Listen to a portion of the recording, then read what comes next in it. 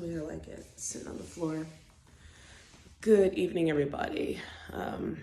It's about 7:35 here in California. I haven't done a video in a while on YouTube. I've kind of been focused on just life and really developing as a person and being aware, keeping my eyes and ears open, and just channeling naturally what is the constant movement towards the revelations of what's going on in our society.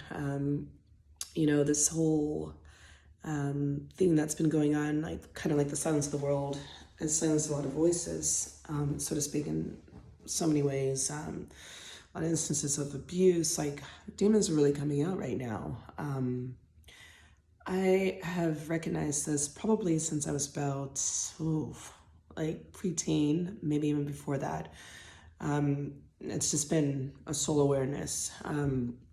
So it's been really interesting as things have sort of sped up as far as the purging process of getting away from energies that are not purposeful for the ascension process. I have had to become aware. It's almost like kind of like a sleeping state where all of a sudden, like, it's like I just can't be in that type of energy anymore. I had been a smoker probably since I was about, I want to say about 20, so about 21 years I've been smoking cigarettes and consuming alcohol to escape things. And lately, I found it rather difficult to go and be around places and people and indulge in like habits that were once comforting. Alcohol just didn't sit right in my stomach anymore. I was starting to have like these instances of just discomfort, like the burning and all that. But not only that, it was just like almost as if I like woke up from something even deeper, and I just started moving towards something as I started to become aware of like the things that were like basically like dead weight to my ascension process and me going into the advancement of like where I'm supposed to go as a soul. As you know, we go through this whole rapture process. I've been becoming more in tune with my spiritual side, and also I've been listening to the audio version of the Bible, along with getting personal scriptures for myself. When I was younger, I was never really that interested in really absorbing the words of the Bible. And then when this whole thing happened back in 2020, I literally woke up out of my sleep and it asked me to read the book of Revelations. And at that point, I realized that the words were alive. So I realized that there was yet another level of this whole spiritual process. It's also been quite difficult to really want to be around a lot of people because a lot of people are really set in a very materialistic and sort of thing. Like what they see is the reality. They don't really believe in faith and